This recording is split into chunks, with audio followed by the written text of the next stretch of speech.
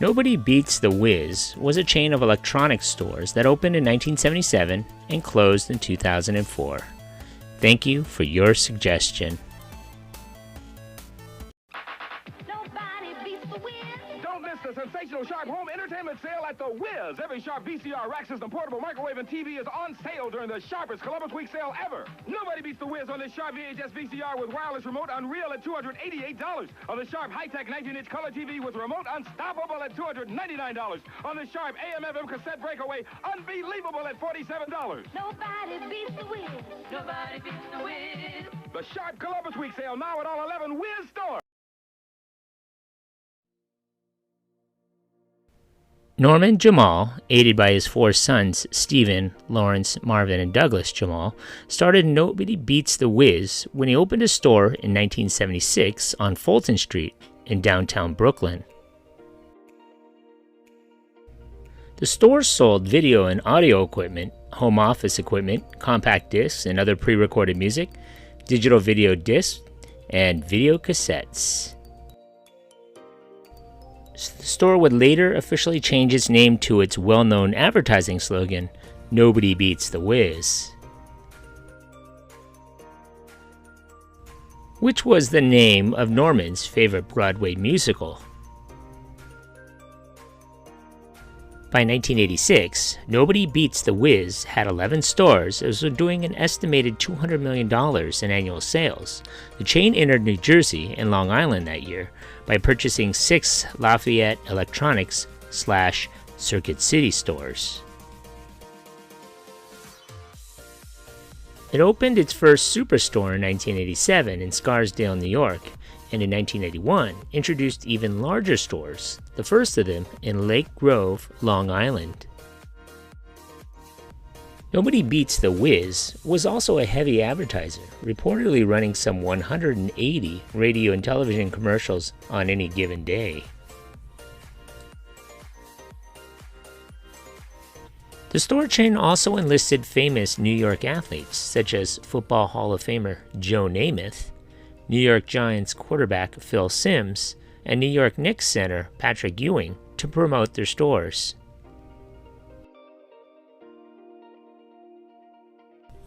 During the late 1980s and early 1990s, several players in the New York metropolitan area's intensely competitive consumer electronics field went bankrupt, including Crazy Eddie's, Newmark and Lewis, 47th Street Photo, and Trader Horn.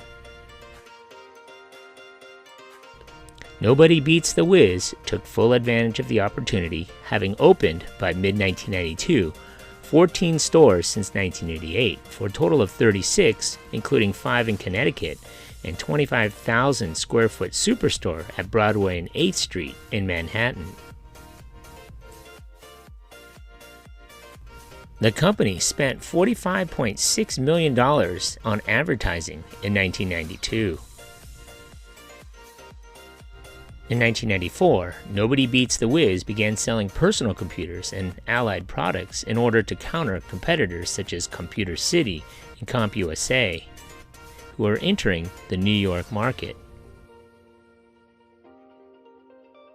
It also established a home shopping and business-to-business division that year to boost sales still further. Wiz booths at concert venues such as the 25th anniversary of Woodstock Festival sold compact discs. The chain's sales level rose from an estimated $500 million in 1993 to $775 million in 1994. In 1995, Nobody Beats the Wiz moved into the Philadelphia area, Massachusetts, and upstate New York. There were signs, however, that the chain was beginning to lose market share for the first time as Circuit City stores and Best Buy Company began moving into its territory. In late 1995, suppliers and competitors announced that 9 of the 13 Wiz music outlets in Washington, D.C. had closed or were in the process of closing. Even so, company sales rose to over $950 million that year, and it was the nation's third largest consumer electronics retailer. Nobody Beats the Wiz entered the Boston metropolitan area in 1996 with glitzy displays and advertising promising deep discounts. The chain's 62 stores rang up at least $1 billion in sales that year and earned $30 million in net income. By 1997, however, the chain was in financial trouble because of increased competition, general weakness in the nation's consumer electronics sector, overspending on advertising, and perhaps an over-generous policy on returns. Vendors were receiving late payments or no payment at all, and some ceased making shipments to them. The Wiz reached its peak of about 67 stores at this time, but some were in bad locations, not easily seen by motorists.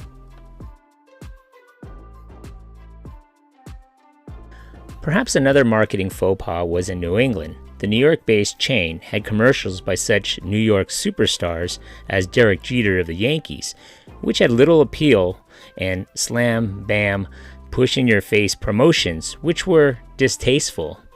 You Boston Red Sox fans should know that. The company filed for Chapter 11 bankruptcy protection in December of 1997. They closed 17 of its roughly 50 remaining stores and received court permission to draw on a $150 million line of credit in order to pay $132 million worth of debt.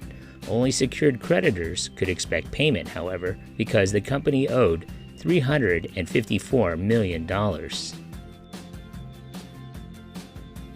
In February of 1998, the company was sold for $101 million to Cablevision Systems Corporation.